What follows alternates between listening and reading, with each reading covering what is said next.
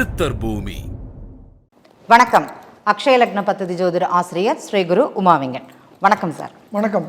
நான் Santhakumar, ALP astrologer, சென்னையிலிருந்து. இப்போ நிறைய பேர் பார்த்திங்கன்னா நம்மள்ட்ட ஒரு கேள்வி கேட்பாங்க. குறிப்பாக தொழில் பண்ணலாமா அப்படிங்கிற கேள்வி நிறைய பேருக்கு வருது. இப்போ எல்லார்ட்டையும் அதாவது ஒரு நிகழ்வு ஆரம்பிச்சுட்டு அதற்கு தேதி முதற்கொண்டு குறிச்சிட்டு நம்மள்ட்ட வந்து கேட்க வருவாங்க, எப்படி போகும் பிஸ்னஸ்ஸு அப்படிங்கிற ஒரு கேள்வி இருக்கும். இப்போ அவங்களுக்கு உதாரணமாக மீன லக்னம் அக்ஷய லக்னமாக போகுது அப்படின்னா நான் உங்கள்கிட்ட கேட்குறேன், சார் எனக்கு மீன லக்னம் அக்ஷய லக்னம் சார், நீங்கள் தொழில் பண்ணக்கூடாதுன்னு சொல்லிட்டீங்க, ஏன் பண்ணக்கூடாதுங்கிற ரீசனை சொல்ல முடியுமான்னு கேட்குறேன். சொல்ல முடியுமா சார்? கரெக்டுமா. பாருங்கள், மீன லக்னத்துக்கு குறிப்பாக சொல்லணுன்னா 2 குடையவன் தான் 8 குடையவனாகவும் வருவார். 2ஆம் இடத்து அதிபதி செவ்வாயாக இருக்கார். இந்த 2ஆம் இடத்து அதிபதி செவ்வாயை தான் 2க்கு 8ஆம் இடத்து அதிபதியாகவும் வருவார். இதுவே பெரிய தடையாக அவங்களுக்கு இருக்கும். முதல்ல இது நம்ம சிம்பிளாக டைரெக்டாகவே புரிஞ்சுக்கிறதுக்காக சொல்கிறேன். மீன லக்னம் பொறுத்தளவில் அங்கே இருக்க நடைமுறை சிக்கல் 10ஆம் இடம் அப்படிங்கிறது அதே குரு பகவானாக இருக்கிறதுனால ஜாதகர் டென்ஷன் ஆவாங்க, ரொம்ப அனுபவசாலியாக இருப்பாங்க. இந்த அனுபவமே பிரச்சனையாக இருக்கும். இது ஒரு கதை ஒன்று சொல்லுவாங்க. ஒருத்தர் வந்து வர்ம கலை படிக்கிறதுக்கு போனாராம். வர்மம்லாம் எக்ஸ்பர்ட் ஆகிட்டார். எக்ஸ்பர்ட் ஆகிட்டு வீட்டுக்கு திருப்பி வரும்போது அவங்க தொழுவத்தில் மாடு மேய்ஞ்சிக்கிட்டு இருந்துதான். இப்போ அந்த மாடை துரத்தணுன்னு அடிக்கிறதுக்கு குச்சி எடுத்துகிட்டு போனால் இங்கே அடிக்கலான்னு நினைக்கும் போது அந்த இடத்துல ஒரு வர்மம் தெரியுது, அங்கே அடிக்கலான்னு அங்கே ஒரு வர்மம் தெரியுதான். இப்போ இந்த வர்மங்கள் தெரிஞ்சதுனாலே அடிக்காமல் வேடிக்கை பார்த்துக்கிட்டே இருந்தாராம். ஐயோ அதுக்கு எதா ஆகிடும்னு. அங்கே ஒரு சின்ன பையன் தானா, ஒரு குச்சி எடுத்து 2 தட்டு தட்டினானா மாடு ஓடி போயிடுச்சான். இவ்வளோ சிம்பிளான விஷயத்த கூட ரொம்ப அனுபவம் வாய்ந்ததுனாலேயே செய்ய முடியாத சூழ்நிலைகள் வரும். தனக்குத்தானே டென்ஷன் ஏற்றிக்கக்கூடிய தன்மை அங்கே இருக்கும் மீனத்துக்கு. இந்த 4 லக்னங்கள் குறிப்பாக தொழில் பண்ணக்கூடாதுன்னு சொல்லலை, தொழில் முதலீடு பண்ணக்கூடாதுன்னு எடுத்துக்கோங்க. 2க்கும் வித்தியாசம் இருக்குது. தொழில் பண்ணுறதுன்றது ஏற்கனவே இருக்கிற தொழில் வேறு, இல்லை முதலீடே போடாத பல தொழில்கள் இருக்குது. முதலீடே போடாத தொழில்கள் வரும்போது அது அனுபவம் வாய்ந்த தொழில்களாக அமையும். அனுபவம் வரணும். அனுபவம் வர்றதுக்கு முதலீடு போடாமல் தொழில் பண்ண தெரியணும். அப்படிலாம் பண்ண முடியுமான்னா இன்றைய காலகட்டத்தில் பல வாய்ப்புகள் இருக்குது. நீங்கள் பணம் போடாமல் இருந்தீங்கன்னா, முதலீடு போடாமல் இருந்தீங்கன்னா நீங்கள் கற்றல் வந்து நிறைய இருக்கும். அப்போ இங்கே அனுபவம் மட்டும்தான் கிடைக்கும். இதை நல்லா கவனிச்சுக்கணும். இதை புரிஞ்சுக்கிட்டிங்கனாலே இந்த லக்னத்துக்கு என்ன நடைமுறை சிக்கல் இருக்குன்னு உங்களுக்கு தெரிஞ்சிடும்.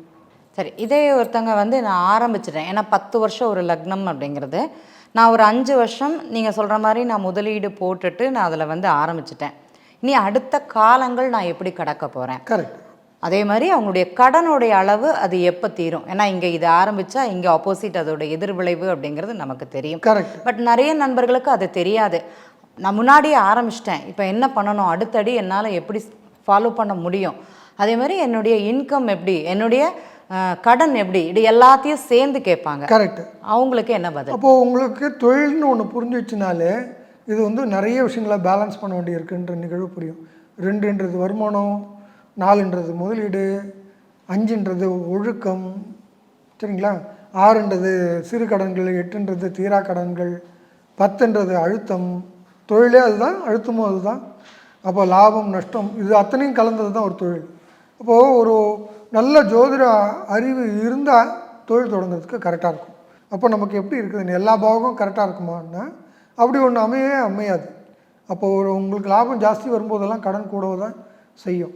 இப்போ கடனை எப்படி பேலன்ஸ் பண்ணணும்னு தெரியுமே தவிர உங்களுக்கு வந்துட்டு லாபத்தை கூட்டும் போதெல்லாம் கடன் கூடும் இயல்பாகவே. லாபமும் கடனும் கூட வரும்.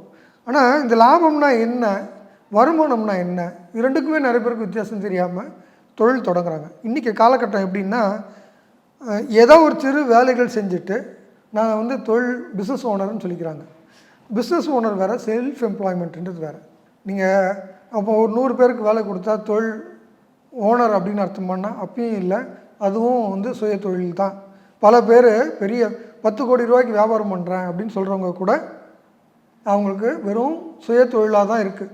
இப்போ சுய தொழில்னால் என்ன அர்த்தம் அப்படின்னா, நீங்கள் இருந்தால் பிஸ்னஸ் ஓடும், நீங்கள் இல்லைன்னா பிஸ்னஸ் ஓடாது அப்படிங்கிறது தான் சுய தொழில். இது முதல்ல புரிஞ்சுக்கோங்க.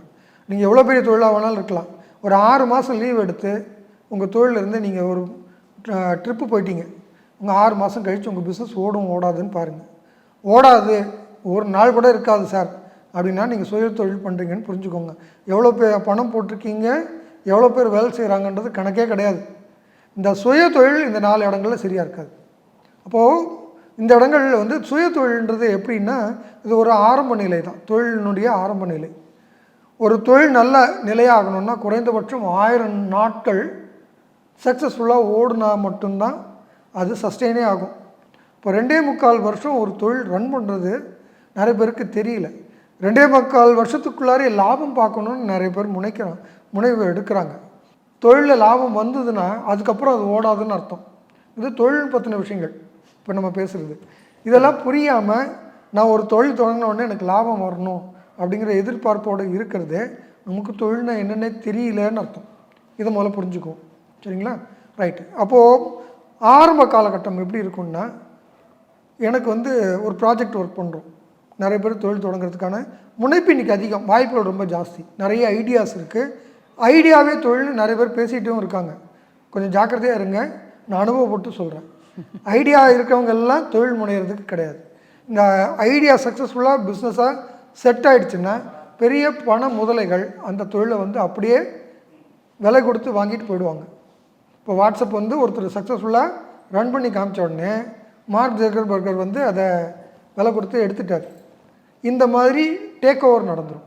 இப்போ தொழில்னு எடுத்துக்கிட்டால் பண்ண வேண்டிய விஷயம் என்னென்னா, லாபம் வரணும், அது உடனே வரணும்னு எதிர்பார்க்க முடியாது. அப்போது எனக்கு ஒரு 10 கோடி ரூபா முதலீடு போட்டு நான் ஒரு தொழில் தொடங்குறேன் அப்படின்னா என்கிட்ட குறைந்தது 30 கோடி ரூபா பணம் புரட்டக்கூடிய அளவுக்கு எனக்கு கெப்பாசிட்டி இருக்கணும்.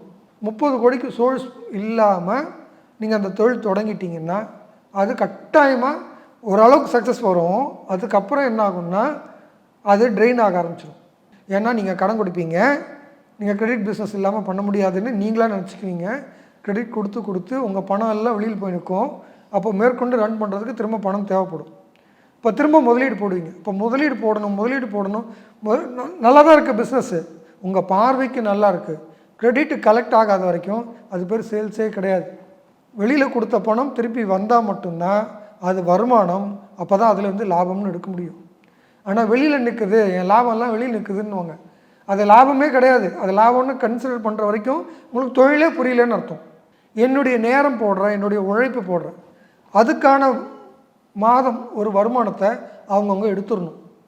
அது எடுத்தது போக ஒரு ஆண்டுக்கு செய்த எல்லா செலவினங்கள் போக மிச்சம் இருக்கிறது பேர் லாபம்.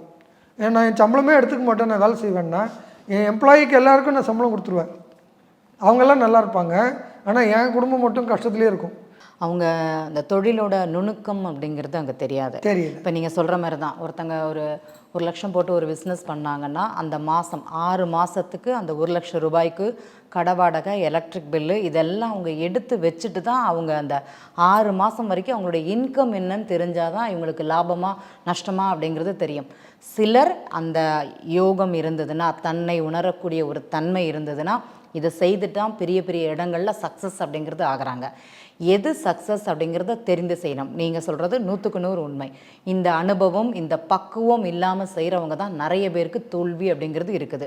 இன்றைக்கி பெரிய பெரிய முதலாளிகள் இல்லைனா பெரிய இடங்களில் தொழிலில் வெற்றின்னா ஒரு 6 மாதத்துக்கு உண்டான ப்ராஜெக்ட் அவங்களுக்கு என்ன வருதோ இதை வந்து ஆல்ரெடி முன்னாடியே பேங்கில் போட்டு வச்சுருப்பாங்க. அவங்களுடைய பெருக்கிறவங்க கூட்டுறவங்களேருந்து அவங்களுக்கு தேவையான அனைத்து நபர்களுடைய சேலரி மதிக்கொண்டு இந்த தொழிலேருந்து எடுக்க மாட்டாங்க. அந்த ஆல்ரெடி சேர்த்து வச்சதை தான் அவங்க கொடுப்பாங்க. அதுக்கப்புறம் அவங்க கையில் என்ன இருக்குதுன்னு சேர்த்து வச்சு பார்க்கும்போது தான் இது லாபமா நஷ்டமா, இதை நம்ம மேலும் கொண்டு போகலாமான்னு அதைத்தான் சார் சொல்லுவாங்க.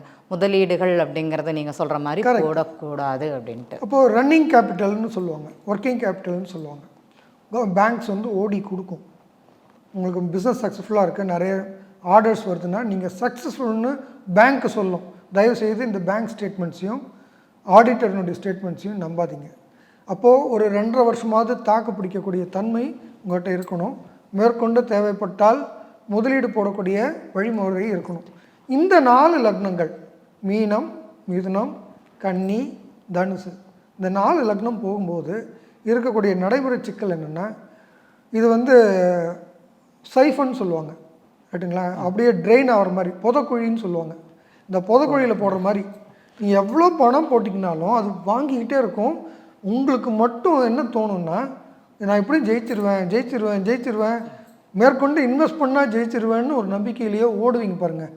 இது உங்கள் கையில் என்னென்னலாம் வாய்ப்புகள் இருக்கோ, கடன் எங்கெல்லாம் வாங்க முடியுமோ அவ்வளோவையும் வழித்து தொடச்சி கொண்டு வந்து பிஸ்னஸில் போட்டு அதை மேற்கொண்டு எடுக்க முடியாது. சார் பணம் இருக்குது சார், 100 கோடி ரூபா எனக்கு வர வேண்டி இருக்குது, ஆனால் என் கிளைண்ட்டிருந்து எனக்கு வரல, அந்த பணம் வந்தாலே நான் கோடீஸ்வரன் சார் அப்படின்னு சொல்கிறவங்க பல பேரை பார்த்துருக்கேன். இந்த 4 லக்னங்களில் நீங்கள் சக்ஸஸ் ஆகிற மாதிரி தெரியும். அதனாலேயே நிறைய முதலீடு போடுறதுக்கான அவசியங்கள் தோணும். நீங்கள் காலனா முதலீடு போடக்கூடாது. இருக்கிற பிஸ்னஸை ரன் பண்ண தெரியணும். ஒன்று நீங்கள் இப்போ நான் ஒரு உதாரணத்துக்கு மகரத்துலேயே ஆரம்பிச்சிட்டேன் சார், இப்போ நான் மீனை வந்துட்டேன், உங்களுக்கெல்லாம் அனுபவம் இருக்கும், தொழில்னா என்னன்னு தெரியும், அதனால் ஒரு கொடுக்கல் வாங்கல் எப்படி இருக்குன்னு உங்களுக்கு தெரியும். அதனால தான் 20 வருஷம் தாக்கு பிடிச்சிருக்கீங்க ஒரு தொழிலில். ஆனால் இந்த மீனத்துக்கு என்ட்ரான உடனே தேவைகள் பிஸ்னஸை அப்டேட் பண்ண வேண்டிய கட்டாயம் வரும். அடுத்த விஷயம், 20 வருஷத்துக்கு மேலே ரன் பண்ண பிஸ்னஸ் அவுடேட் ஆகிருக்கும். அப்டேட் இங்கே பண்ணக்கூடாது, நீங்கள் வந்து கும்பத்தில் பண்ணியிருக்கணும் அப்டேட்டு. நீங்கள் வந்து மீனத்தில் வந்து அப்டேட் பண்ணுறேன்னு ஆரம்பிச்சிங்கன்னா உங்கள் செட்டப்பை மாற்றினாலே அங்கே எல்லாமே மாறிப்படும். அந்த செட்டப் மாற்றினதனுடைய தன்மையினாலேயே அந்த பிஸ்னஸ் ஃபெயிலியர் ஆகும். இப்போ இங்கே மேற்கொண்டு முதலீடு போடக்கூடாத இடங்கள், தொழில் பண்ணக்கூடாதுன்னு சொல்லலை, முதலீடு மேற்கொண்டு தொழிலில் போடக்கூடாது. முதலீடு போட போட அது சைஃபன் ஆகுமே தவிர அது உங்களுக்கு காலனாக்கு திரும்ப ரிட்டர்ன்ஸ் தராது அப்படிங்கிறது தான் இங்கே நிகழ்வு. அப்போது ஏதாவது ஒரு பிஸ்னஸ் இன்கம் வந்துட்டுருக்கு, வர்ற வரைக்கும் ரன் பண்ணுங்கள். மேற்கொண்டு இதில் இன்கம் தேராதுன்ற காலகட்டத்துக்கு முன்னாடியே மேற்கொண்டு பணம் போட்டால் தான் அப்படின்னு எப்போ வருதோ அப்போ கைமாற்ற வேண்டிய இடம் வந்துருச்சு அப்படின்னு புரிஞ்சுக்கிட்டு அந்த பிஸ்னஸை கைமாற்றி விடணும். அதுதான் நல்ல புத்திசாலிக்கான ஒரு அழகாக இருக்கும்.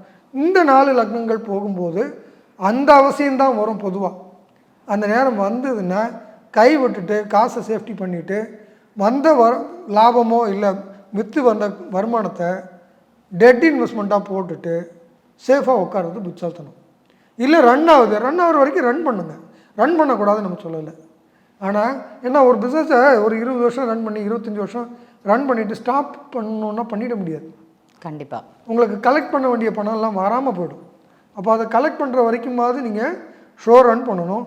மேற்கொண்டு கடன் கொடுக்கக்கூடாது, மேற்கொண்டு முதலீடு போடக்கூடாது. அதுலேருந்து கறக்க வேண்டியதை கறக்கணும், வெளியில் எடுக்க வேண்டியதை எடுத்து சேஃப்டி பண்ண வேண்டிய நேரம் இது. கண்டிப்பாக.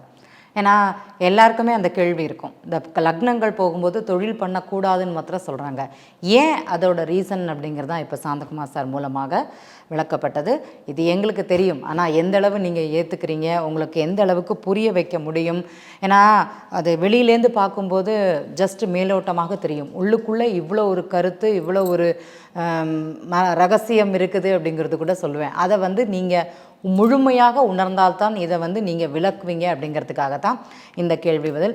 ரொம்ப ரொம்ப நன்றி சார், அழகான விளக்கம், அருமையான விளக்கம். இந்த உபய லக்னங்கள்னு சொல்லுவாங்க, இல்லைனா நம்மளுடைய லக்னம் அக்ஷய லக்னம், மிதுன லக்னம், கன்னியா லக்னம், மீன லக்னம், இந்த லக்னங்கள் போகும்போது தொழில் பண்ணக்கூடாது அப்படிங்கிறதுக்குண்டான அருமையான விளக்கம். நன்றி சார். நன்றி. சித்தர் பூமி.